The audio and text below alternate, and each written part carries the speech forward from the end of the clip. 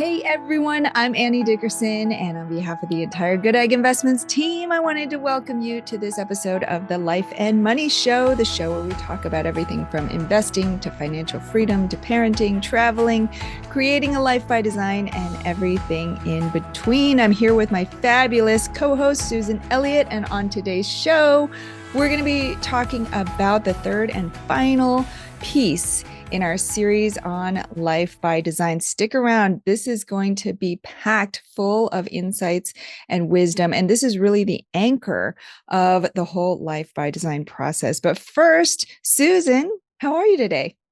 I'm doing well. Good morning. Good morning. How about you? How are you this morning?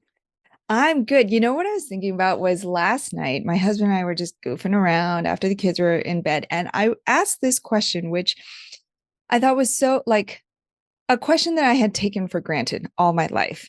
But then we realized that neither of us knew the answer. So of course we had to go to our trusted advisor, Google. But the question I asked was, how come when you spin around and you get dizzy, why do you get nauseous? Like evolutionarily, like why would that be like a thing, right? When you get dizzy, why would your Yeah. body try to make you throw Like up? What is evacuate that? its contents. Yeah. Right.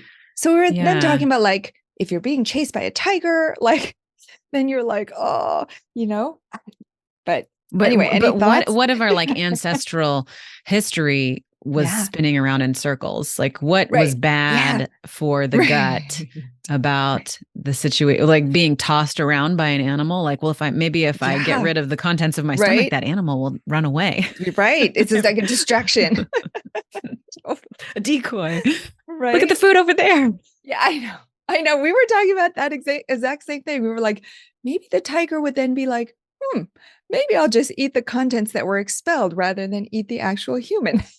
Annie, I don't know if you understand how great of a segue this random story is that you're telling right now, but my Yes. thought is like the practice of taking something that's totally unknown and just like thinking of ideas, Yeah. just getting the practice of like generating new ideas. Well, why don't you take something you know nothing about and Mm-hmm. just like make up random ideas that could be Yeah. the solution, and then maybe go look it up if it's like you're Yeah. looking for facts or something. But what a great process to just get your brain creatively thinking about like, well, in what situation would I have been spinning around in a circle Right. as a Yeah. hunter gatherer? And did you find the answer? What did Google say? We did.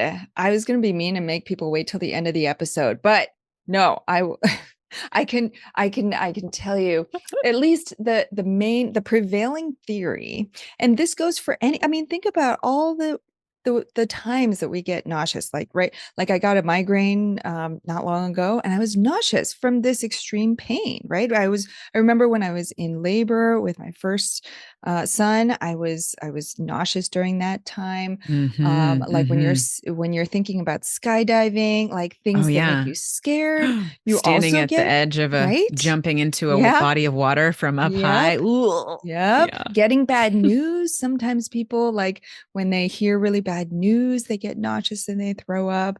And so all of these are tied together in one really interesting way. And so here's what it is. You ready? It's going to blow I'm your mind. ready.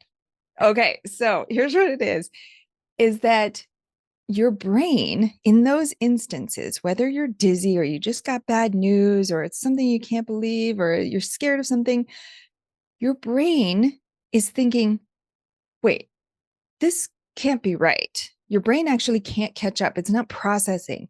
And so it's thinking something must be wrong. And so the brain, for the evolutionary brain, then says, okay, if something's this wrong, I must be poisoned. I must have ingested something that has poisoned me. That's crazy. So what do? Well, let's expel everything from the stomach. Okay, Mm-hmm. let's send the signal down. Stomach, get rid of everything. Let's make sure we're not poisoned, first and foremost. Isn't that wild? That is wild. That like I think of it as jumping in, like just said, jumping into a body of water. I remember standing at like a Yeah. 30-foot cliff for the first Yes. time, jumping into a lake in a pristine place, Instagram worthy, right? But your Yeah. gut just says no. But my body thinks I'm being poisoned by those feelings of standing at that edge. That's crazy. And that it would cause that feeling to want to solve that right away. Luckily, I Right. didn't. Like I Yes. did the jump and it was fun. Yes. Told my body it was okay. Maybe not safe, but it was okay. Right. Absolutely. So, Annie, would you go into a little bit more? You have a lot of a little bit more design background than I do in terms of what is design thinking, um, and how is this a process? I think of this process instead of in the linear direction of like getting to a destination, getting to somewhere, and you're taking these steps to reach a destination. You're really kind of on this feedback circle. So, tell us what it is. So, we've identified some elements that we want to explore a little bit more. We've done some ideation around what might bring us more flow, more fulfillment. What do I do next? What's that process? Yeah. So the reason I love the design process so much, the design thinking process, and Susan, you mentioned something really interesting before this conversation, which was around design thinking is just one type of thinking. Because there's also business thinking and engineering thinking and health Mm-hmm. thinking, medical thinking. There's all sorts of different types of ways that we can think about problems and solutions Mm-hmm. and Mm-hmm. progress. And this is just one type of thinking, but it's a type that works specifically well in certain circumstances.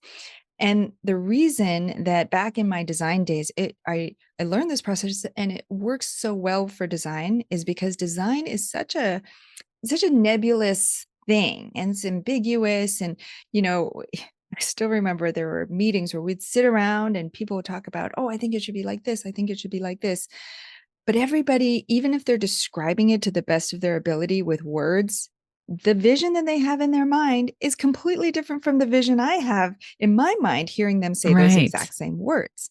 And Right. so this process of design was really about, okay, how can we come up with these ideas, but then as quickly as possible, put them into practice and test them out, see what's working, see what's not working. And then we iterate on that. And we each time it's like a spiral, getting closer and closer to the middle, but moving in an agile way. So we're never getting stuck at any one point in the process. So I want to put out this question because a lot of times when we talk about life by design, I think people think, oh my gosh, is this big sweeping grand vision. It's got to be like I retire early and I travel for a year, or it's like, I move across the country to be in my dream location. I buy this house that I've always wanted. And, you and I have talked a lot about how life by design it's not just this big sweeping thing, but it's also the moment to moment interactions that we have in our daily lives. And I know you've got some great examples of this, but share your thoughts on that and maybe share an example or two from your life. And that's great. In a recent talk I was listening to, they did bring up that the journey is not the destination. It's, live in the journey. And I've heard that a million times. I think we all have. And I mean, I've said it too to friends. It's like, and I just told myself, live in the journey, live in the journey. But even Yes. just using that metaphor says there's a destination. You are Right. like, you're saying the word destination in there. So Yes. talking about that, like your destination is kind of right now. And it's like working on something that's better right now, not just this long-term vision. So the design process here is getting away from this, like I'm working towards this big future goal. And one way we're doing that, we're saying, well, how can I test out that goal out in small ways to see if it's even something I like, right? Like maybe living on the beach sounds great, every day, as all of Instagram wants us to believe for, the Yes, fire there's community. no But anxieties, there's no depression, there's no yeah, stress, there's nothing on the beach, right? Life must nothing. be You can't bring that perfect to the there. beach. Yeah. No way.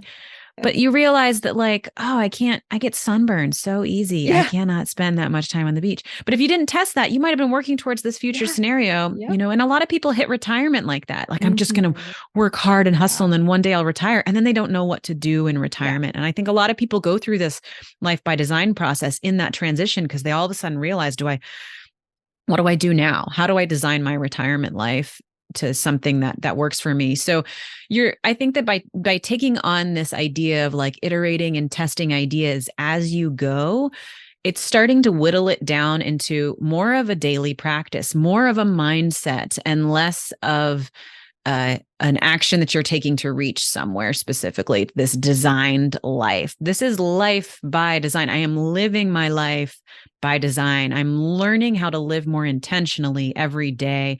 And if you can do that, I think that you're going to start to experience more joy every day than working towards an extreme joy scenario, if that makes sense. One example I have of something that I've brought up recently is that I'm working on like trying to create more joy around cooking in my life. My husband and I both love to cook. We have 2 young kids, a 1 and a 5-year-old. So we don't often get to like experience the flow state while cooking, but we can. It's a very fun place for me to be in the kitchen. But I have experienced that, and with my kids at home, and without my partner there to support me. And why? And I noticed it's because my kids are playing independently in the other room, and they have each other now, which helps out a lot. But for the I wanted to say, how old are your kids currently, just so they can picture this? Yeah, I have a 20-month-old, so 1.5-year-old, and a 5-year-old. Actually, she's almost 6. She's definitely going on 6 for sure. And so my 6-year-old can lead a lot. She can take care of the 1.5-year-old. She's very kind and loving, and I'm so grateful. But they can also just scream and run around the house and get in fights too. They're kids. But it's when I kind of like observed them, I said, when do I experience this really fun way of cooking while my kids are at home? So not just this ideal scenario of like, no, my kids out with someone else. How can I experience this on a regular basis? And I noticed it was because my kids were playing by themselves. Okay, so here's a question. How can I promote better independent play with my kids so that I can live this, cook a little bit more easier, right? I get the meal out quicker. Everybody wins here. Everybody wins in this scenario. And so I revamped our play space in a room that's closer to me so that they're not like off in the back room but still wanting mommy to play with them. And I created bins that they could access more easy and just better kind of imagination play zones. And I found this great book called Reclaim Play that helped me out a lot there if anybody's interested in that. But anyways, I have found since I implemented that I'm able to like kind of sit back and get some things done around the house. Maybe it's cook a meal, maybe it's just read a book, maybe it's just do anything, right? In these smaller spaces. So I was able to take that idea, kind of ask myself questions. What can I do now to like test that out? And how can I tweak it, going forward? So I'm like, this is a very small redesign, right? But it can lead to some like 15-minute chunks of joy in my life every day. And to me, that is more valuable than like, again, that like extreme one-day joy. I want 15 minutes of joy every day and not like a life that is promising joy one day. Yes.